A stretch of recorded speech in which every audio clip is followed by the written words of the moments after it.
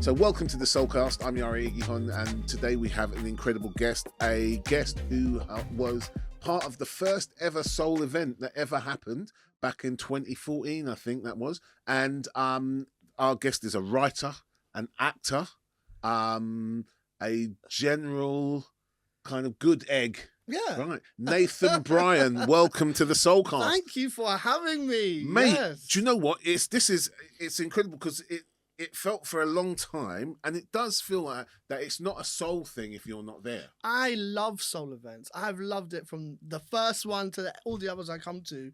The vibe. It's the vibe. The soul audience, when you first play your short to a soul audience and they erupt with laughter and you see all the black people and there's the parties afterwards, it feels like you're part of something. So I felt very grateful. That's very kind of you to say, because like essentially when we first met and you started sending us stuff to try and screen, you were predominantly known as an actor. Yes. And a lot of what you were doing was trying to get the world to recognize you as a writer. Yeah. And so what was really interesting about that is the way that you went about that, because you basically started writing these things and somehow getting them made. I paid for them myself. Okay. I've never been funded to make a short film, ever. Okay. I've got in debt credit cards. Don't do it, kids. Is that how you do it? Yeah, I got in debt. Don't do what I did, but do it. Do you know what I'm saying? Don't do it. It's the best thing I ever did. Yeah. Because I made money back, etc., etc. But we're talking, the return on investment was 10 years. The debt was real. I was broke. We were sharing bottles of wine and them ones. But one thing I loved doing was that I made films. And when you make films, you can show people the films. Yeah. They can tell you they're whatever, but I was always making the next thing. It's a very, very different conversation when you're trying to talk to people in this industry. Is here's a film I made, or I've got this idea for a film. They're two different. Completely different, because they're going like, I can go, better yet, because of yourself, people like Noel Goodwin, I would be like, come to the BFI. Yeah. I've got very cheap red wine afterwards. Yeah. Come watch my film. Yeah. And most of them wouldn't come, and I'd send it to them. But I always had a place to go like, well, I lied. I said BFI put us on. And they did. They did. That's what it, that's what it was. And I mean, it was very exciting for us to kind of be part of that at that time as well, because, you were like, it was really interesting, because if I think about those early soul events, it was you. Kyle seemed to be in everybody's. He's the hardest working man in the industry. Smith, Bino, there was a lot as well. And Ajani was the person that came along a lot, and it's been like a very good sort of a route in terms of like finding people and working with people and everything. So when you sort of going back to that sort of thing of financing those films and everything, and making those sorts of things, why, because obviously you wanted people to understand that you were a writer. Yeah. But like, was that what was driving it, or was it just a case of... I had to also prove to my parents I didn't go to university. I had to say, I'm doing stuff. Okay. And my dad and mum were like, well, what are you doing? I can't just be like, I'm writing, because they'd be like, I don't want to read it. Show me. Yeah. So my challenge every sort of month, every week was, and sometimes every weekend, was gathering all my friends who are all artists, and we would physically make a film, a sketch. So we were all in the same sort of time and space as our career. My fiance went to Ravensbourne, so all of her friends were filmmakers who needed to make films at a rate. And it was just a thing of like, that's all we spent our time doing. Yeah. And that's how we learn. I made so many awful films, and I made a few good ones I'm really proud of, but that's how I rose up. And then I did reality, and we screened it at NFT1, and that got me Bloods, my sitcom on Sky. Wow. So it was that's a simple way to put it, but making that, going into the horrendous debt that I did to do it, don't recommend, also recommend. Yeah.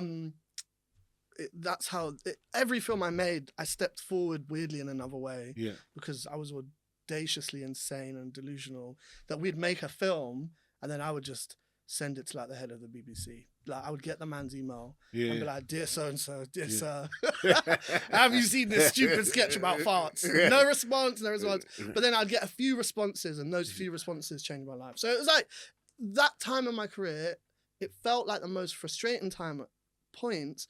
But now looking back, when I'm getting paid to do everything I'm doing, the freedom, the joy, the creative community, and the punk energy we had. Like, you know, we'd just pull up a camera on a bus and start shooting, and that's it. Who's gonna stop us? And that's joy.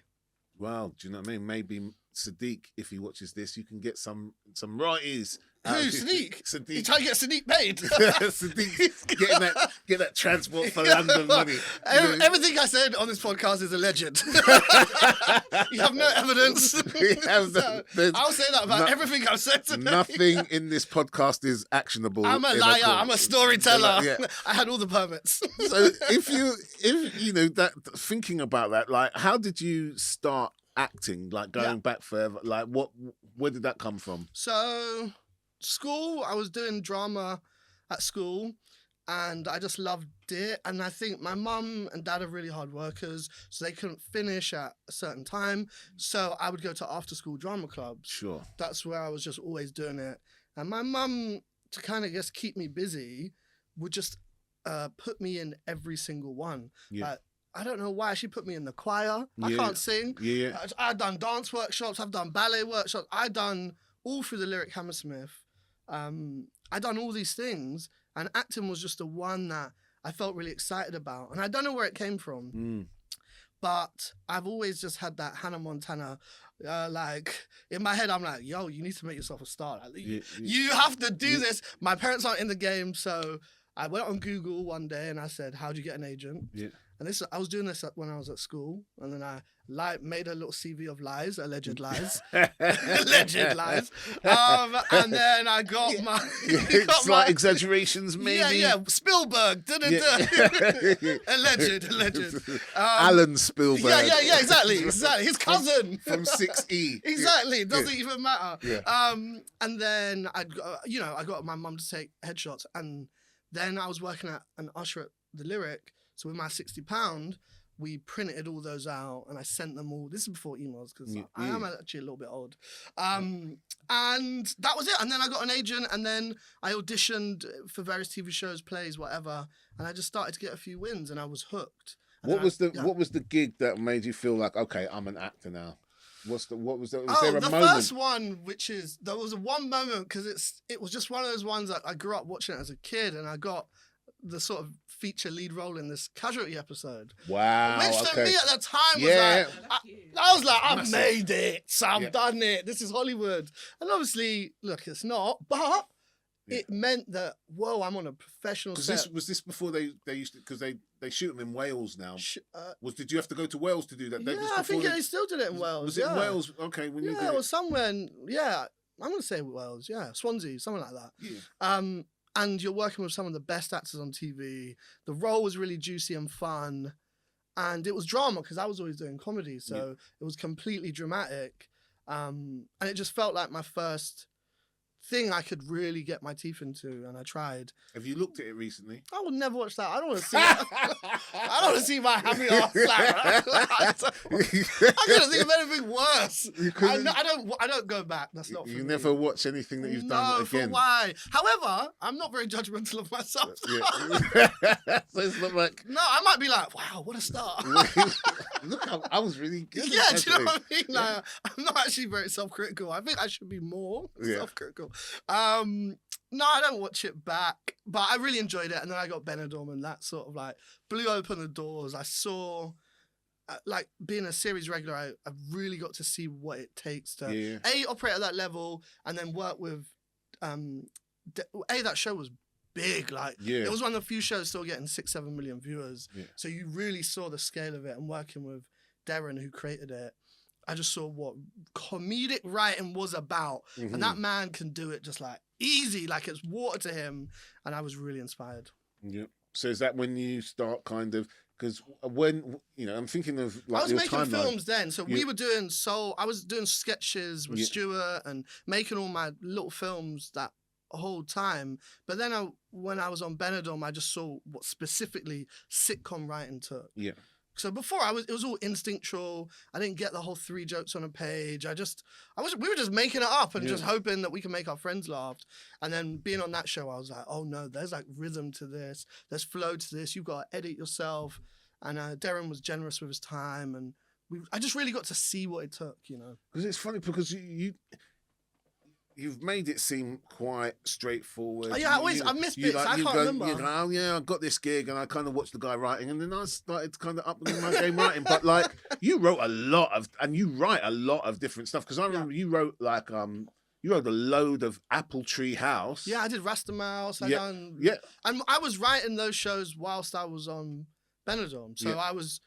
So we would like. So you were cutting your teeth as a writer in children's TV. Yeah, which is the greatest thing. Yeah. If you're a writer and you're broke or you're not broke and you just want to try and get in, children's TV is the greatest part of being a writer. I loved it.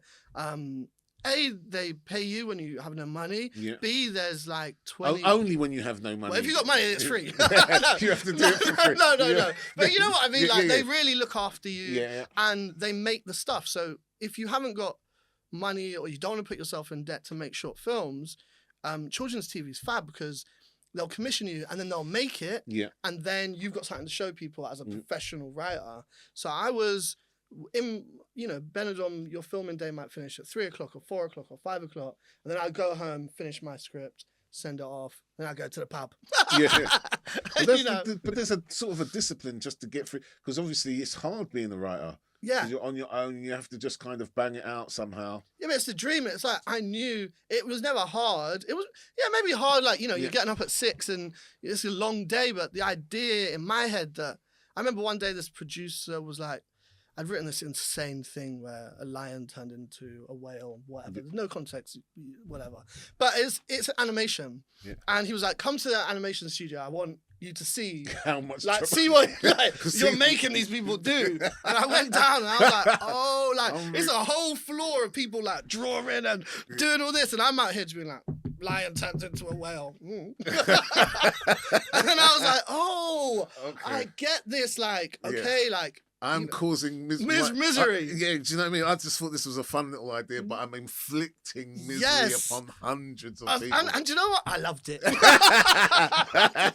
was like, let's do another one. No, but it was, I think, even seeing that many people are deep in what I was writing, it gives me the bug. So, yeah, writing is hard. It's demoralizing at times. But I had that fire of just like, I'm going to try write a kid's book. I'll do this. We didn't even touch on the kids' book. That was a plot twist. That was a complete plot twist. So how does that happen? So for people who don't understand this, right? So Nathan, you have written, is it 3 books now in the series? Yeah. It's 3 books in the series. So the first of them was Look Up. Yeah. Right, and I know this because I had children of the kind of the book reading. You wrote these kids' books. My kids were of the age when the book came out, and in fact, I remember I'll show you at the end of this. I've got a picture of you meeting my son at a reading. You did a reading event that his school went to. Nice. Okay. At the Royal Festival Hall, maybe. No. This one was at it was in Beckenham. It was at the in the mansion at the Beckenham. Some palace thing. Yeah, right. So their primary school wasn't very far from there, so they walked across. Yes. And then you came along and you read the book, and and they had a really, really good time. Yeah, writing picture books it was a plot twist because I'm dyslexic. Really, I shouldn't. In so many ways, my life and the way my brain works, I should not be a writer. Like, I can't spell, etc., etc. Yeah. And I never really read a lot because I found reading really hard. So I came up with this idea for a short film. And we pitched it to this animation company. Animation company said no. And my agent was like, this would make a really good picture book. And then I was like, well, that's useless information. I don't write books. So next, delete email, carry on with my life. And then I looked at the bank account and I said, I need to learn how to write picture books. Yeah. And I went to Waterstones. And then that weekend, I bought all the books on the shelf, picture books that were like advertised. Yeah. And I just studied them and really tried to get my head into them. Yeah. And then I wrote a draft. And that, we edited it. The draft was really sweet, and I worked with Dapo, my illustrator, to just make it into something new. And Dapo was brand new. This was his first book. Yeah. And our collaboration was joyous because I remember one of the first things I said to him for that visual was, he was like, what do you want? Like, what's Rocket's vibe, And I was just like, black girl, big hair, glasses, love space. Yeah. And then he sent this image through that he, mastered. And it was like perfect. Yeah. And everything Dapo laid onto the page was just like perfect. And then we had a really crazy experience of like sending the manuscript out with Dapo's drawings, and we met pretty much all the publishers that were all kind of game, and we went with Penguin, and then it became something which was like, oh wow, I'm a picture book author now, and I really go into schools and reading stories to all kids, but also seeing black kids see themselves was like, oh, this is way bigger than I thought it was going to be. And so now I'm so grateful to be a picture book author. I love it. Because there was Look Up was the first one. Yeah, then Clean Up came out, and then by the time, what was the third one? Speak Up. Speak Up. You know what? I think my kids had aged out of the. It's never too late. You should be reading it. But like the thing is, I remember for Look Up and Clean Up, they were of the age, so we went to like the Waterstones and we bought them. By the time, like, you know, my kids just roll their eyes at me now. No, obviously. I mean, look, like, if they're like 15, don't give them Speak Up. Well, or maybe do. I don't know. I'm trying to sell these books. I got 4 in my bag, and I got a card reader. You know, so like, so you were writing, I always thought, I was always very impressed that you were writing books and TV and films. Yeah. That was all just that. I mean, but there's no plan. There was no plan for any. It was. I've always just said yes to opportunities. So I've always just gone. Well, actually, I said no to the book, and then I was like, "You need to try." And then since then, I've said yes to everything, and that has been the only reason I've even had a chance to dabble in those. Because otherwise, I would have. Because the thing with the whole Look Up series is, are we calling it the Look Up series? How do you refer to it now? Do you see what I mean? Is it like the Rocket trilogy? Oh, that's good. Yeah, do you see what I mean? The Up series, I think people call it the Up series. The Up series. So it's all up. Yeah. Okay. So are there going to be more Up books? My dad said it should be called Shut Up. I was like, who asked you? Who even asked you? Like, shut up yourself. We're gonna write we're writing a Christmas book, which will be really sweet. Okay. And then we're developing it into an animation TV series, and then we're developing it into a theatrical play. So again, it was also like realizing. So you're gonna get properly Gruffalo about this. Do you know I mean, look, if the universe allows that to happen, yes, please. You know, but because what was really great with that is that, you know, I've dabbled in TV and theatre before I wrote the book, so it's quite nice to also be across those things now and have an idea of how it could work and who would be good on it, and so it's really nice, and also it's given me an idea of a really great model of like, okay, I'm writing. Penguin have been incredible, Puffin, and they've offered me an extended book deal of creating new characters. So it's also, my brain is quite televisual. So it's like, how can I get this picture book to always think of like the longevity of it. Yeah. Whereas before there was no longevity to it. It was just hustle and hustle, you know. But it's incredible that like, you know, like Rocket is a real, like, you know, I mean, in the sort of, in the Puffin offices, they'll be talking about Rocket is like IP, right? Yeah, they've got a Rocket statue there in their office. It's little, it's like that, but it's not big yet. But it's really nice, and they are the greatest. They're the greatest. I love them. Yeah, and because we had this conversation at one point, because I was like, how do you do that? So you've got an agent that represents you for everything. Yeah. As a writer, as an actor. Voiceover. As a voiceover. And then an American agent who does it all over there. And there's an American film agent, American TV agent. So there's a lot. I have like the best group of people. And then I have one main agent, Mark, who is amazing, and he like correlates everyone together. Wow. So he looks after So now you have people. Yeah, I guess. So back in the day, we would just phone you up. So now, do I have to talk to your people? Well, I've been trying to make you do that, but you just phone me up. I've been saying, talk to them, and you're like, nah. Nah. Do you know what I mean? I will not. Do not fob me Boundaries off.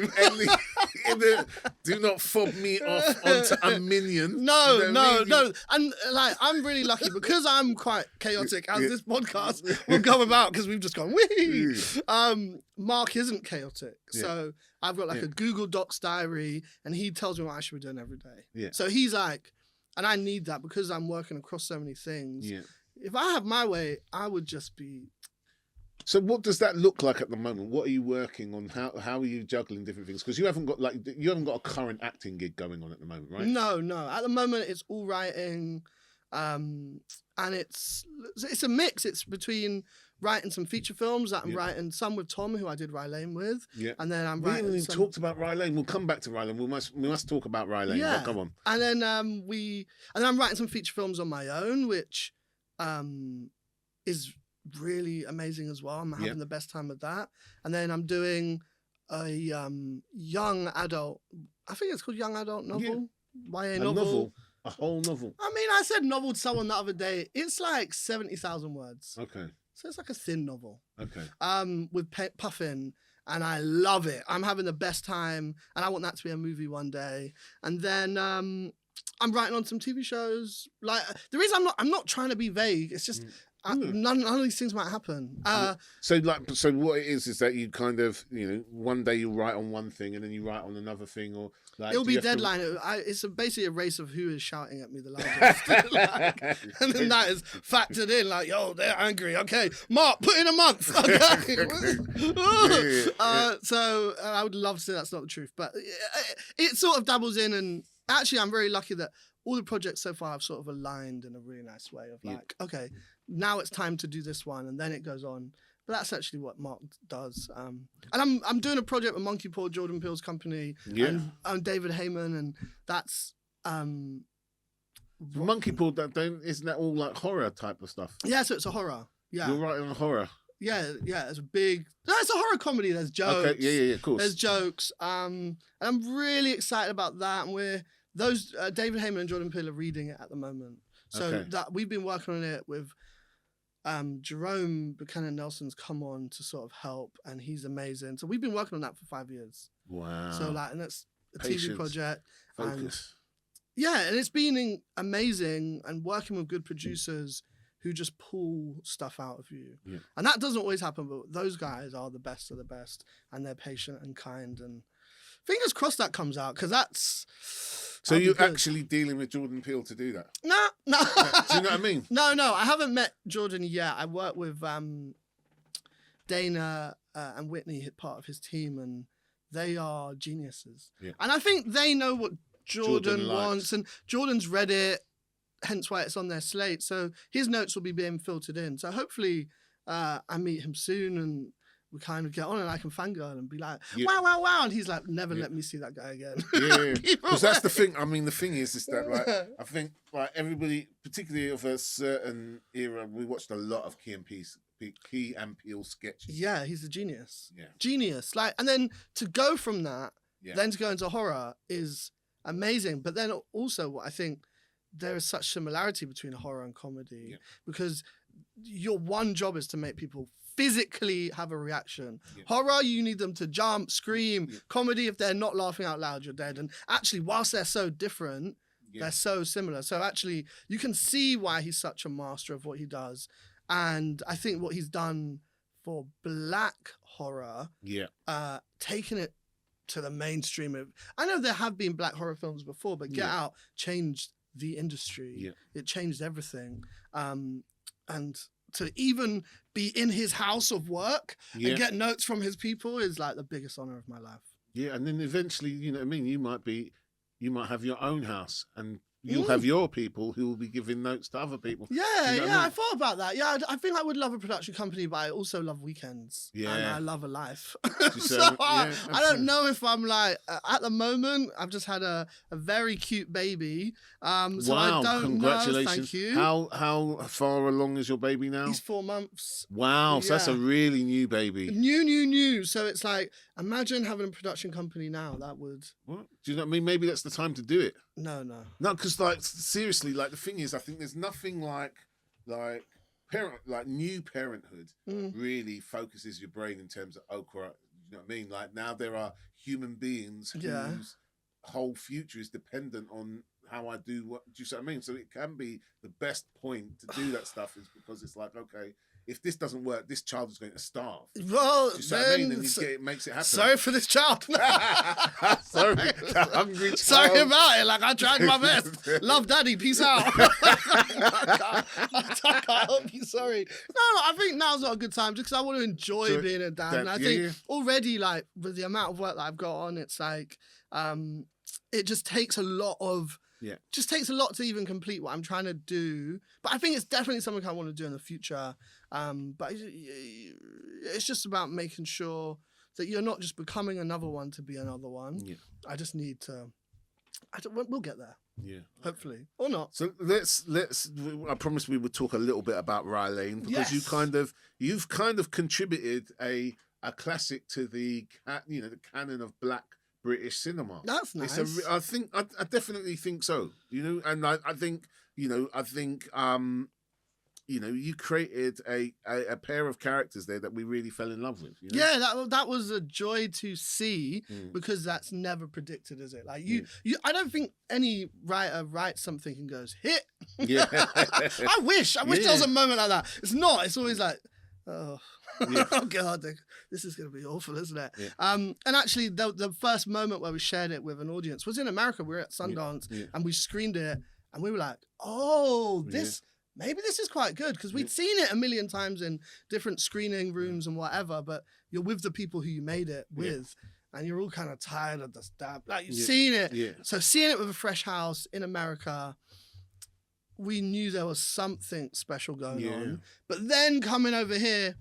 We had no idea. So then seeing people see these goofy, creative, cool, weird, young Black characters gallivant across London, go to bougie cocktail bars, go to art galleries, it felt really special. And to also know that they were safe. These characters at no point in this film are at risk. Yeah. There's no danger. There's only danger and too much love. Do you know what I mean? Yeah. And that was it. So, and I also say, look, you didn't even get a chance to ask me questions. I'm just like, no.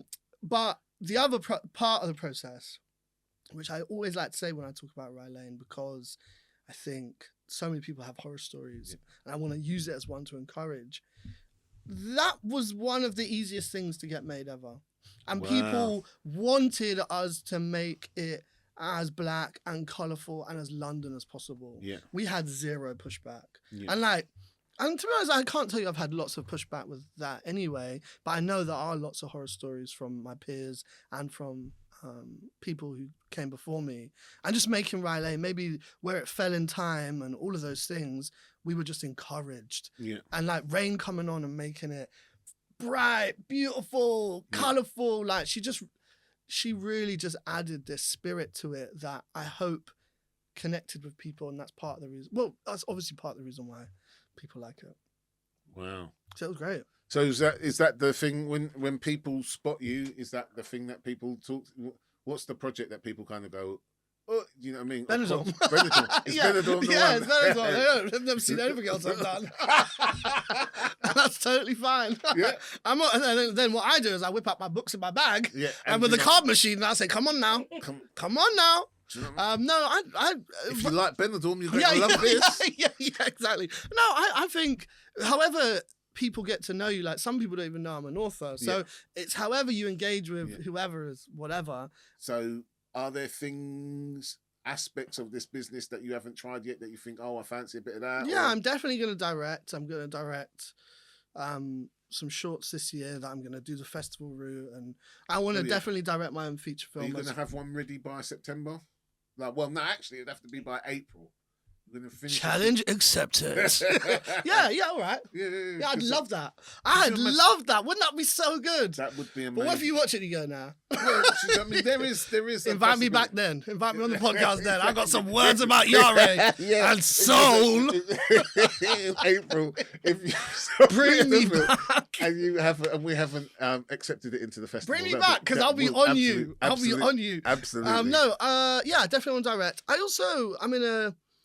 I'm also, because obviously when we get together and we sit down together and we have all this excitement, there's so many like rejections and boyments I've had along the way that are just like they sit on you like little things. So I think I'm also in a really sensitive space creatively where I'm also just trying to be a better writer. Like I'm really, now I've started to like have meetings in America and seeing what it takes to even get an American film away.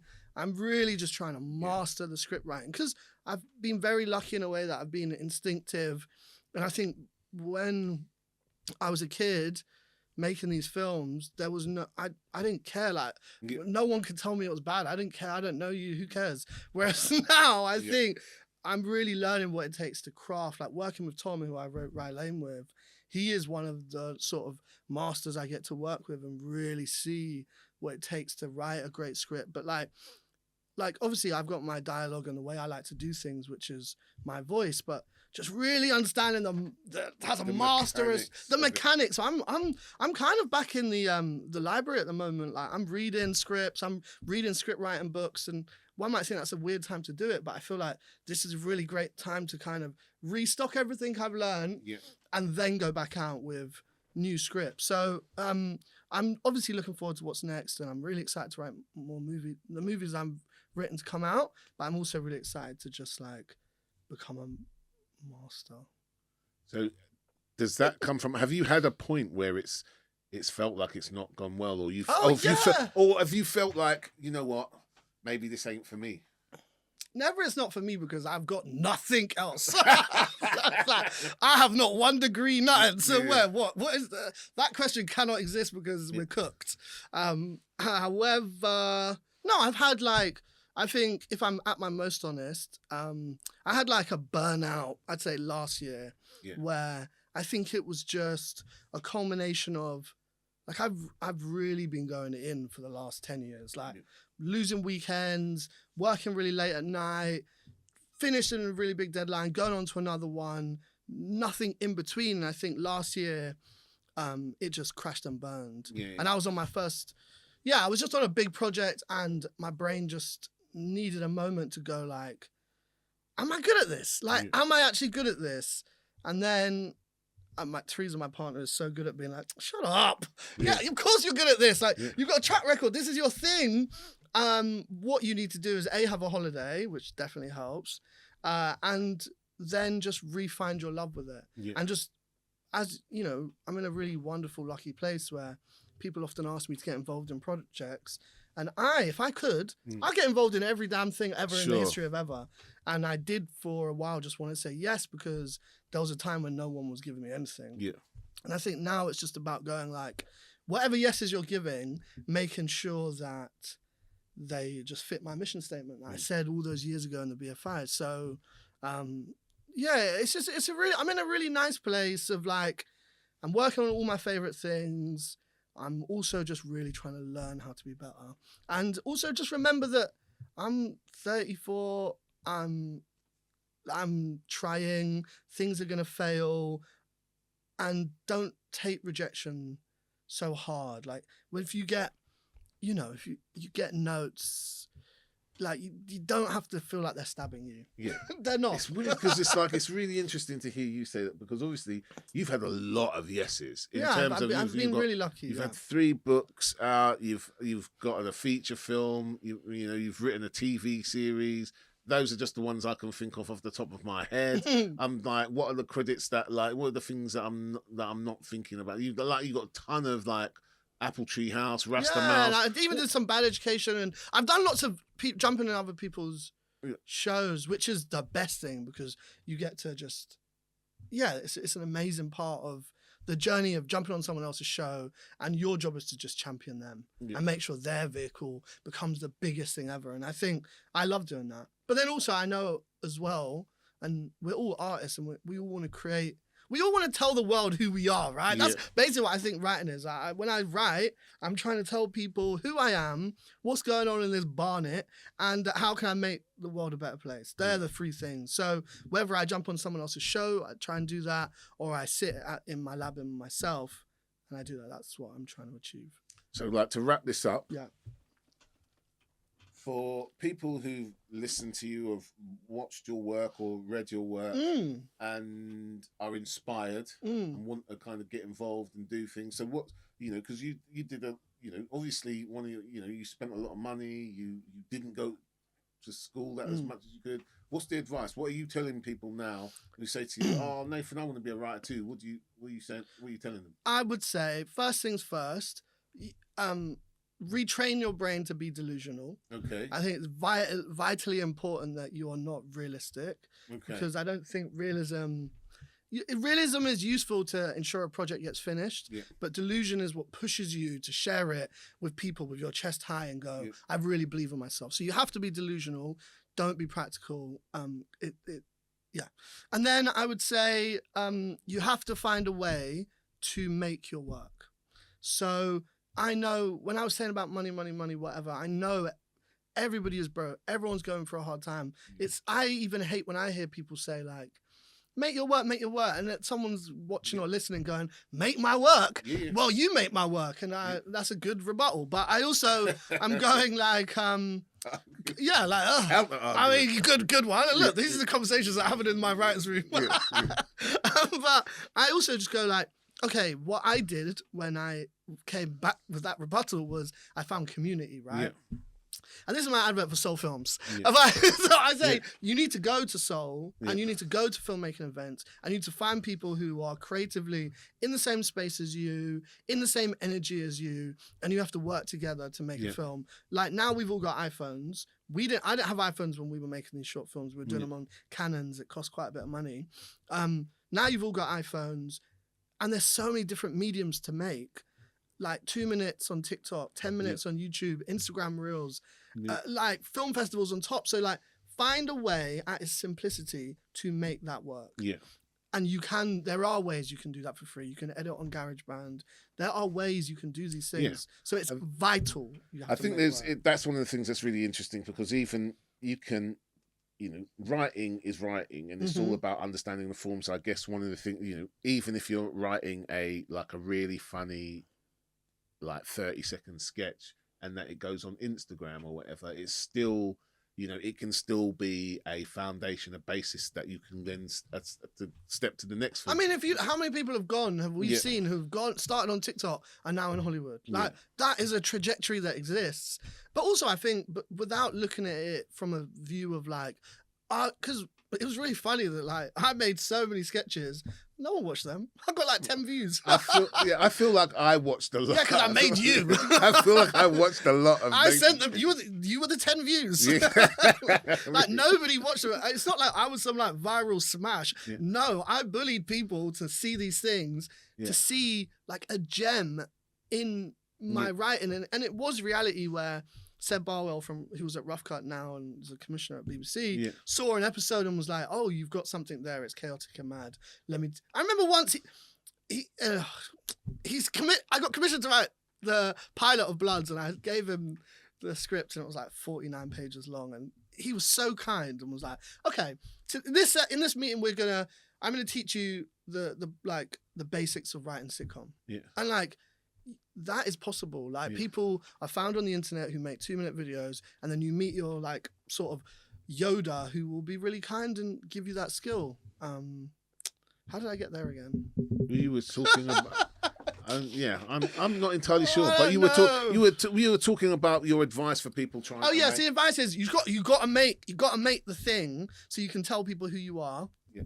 And then so I've said you got to be delusional. You've got to make the thing. And take some risks. Really take some risks. It's a great place I'm in. I'm getting to write the films and the books and the things that I've sort of always dreamt of. But there's still a moment where it's not just me and my 3 friends in an edit doing what the hell we want. Because now I've taken these people's money. Yeah. There's an agreement. Yeah. So, there's a legal responsibility. Fiduciary. Yeah, exactly. I've got to do some stuff. So I think you've really got to if you're in this time when you're about to come up and you want to enjoy being a young punk, make, and that's not for, when I'm saying I'm not saying young people being age, if you were in your 60s and you're about to career change, still be a punk to break in, because I think it's that level of risk that people are interested in, and it becomes new, you know. Yeah, you got to do it. And do you know what? Yesterday, this is so funny. My father-in-law pitched me an idea. Pitched me an idea for a movie. It wasn't actually bad. Steal it. No. Yeah, it wasn't. Steal it, put your name on it. It wasn't actually a bad. I was like, okay. Like, you know what I mean? So he's got some fairly wacky out there ideas of things he wants to do, but it's like, okay, there's like something there. You know? I think that is. So maybe. I think that's so important, and also be interested in the world. Yeah. Like, I think it's really easy to like be like caught up in our sort of film circles and little BBC parties that you're not at, or Netflix parties you're not at, and feel like you're this outsider, right? But to be an artist, it's not. That is the least art thing that's going on. Sure. Those parties are great for the nibbles and that. Yeah. But like where you need to be is talking to that interesting person on the bus. Yeah. Talk to the person you're getting that thing from, and find those stories and then put them into things. So like be. Those I could go on, but be interested. Be interested in people. It's a good place to kind of wrap this up, dude.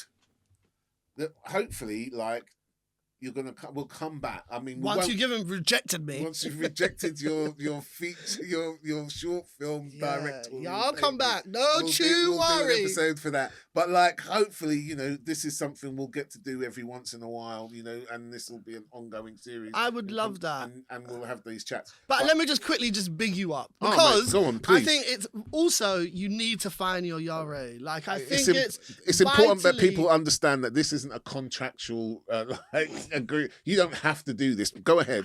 I do. Help me. Sorry, help me. It's not to be made to do this. No, in all seriousness, you need to find your Iyare. And I think what our industry is made up of all these layers to block you from getting to the person or the screen or the room. And then there's people like Iyare who will literally kick that door down for you, and that's what you did for us every single time. You allowed me to screen my work on the biggest screen in the BFI, which helped change my life. And I think if you can't find your Iyare, make sure that you're acting like Iyare. That's the people in the industry who have that power. Give out these emails. Give them out, hand them out. Like, who cares? Give it out. Yeah. Actually, I'm gonna read some out. No. Right. Nathan. Bryon. No, but everyone's. But I mean, like, that's what you did for us, and I think that's so game changing. S.O.U.L is a community, but it's also an energy, and I'm really grateful to have you in my life. I really appreciate you. Well, listen, thank you so much for coming and doing this. This has kind of been the beginning of what we hope is going to be something that we're able to carry on and becomes a big part of what we do with the whole S.O.U.L thing, man. And it's just been amazing to have you here. It's been awesome. Thanks for having me.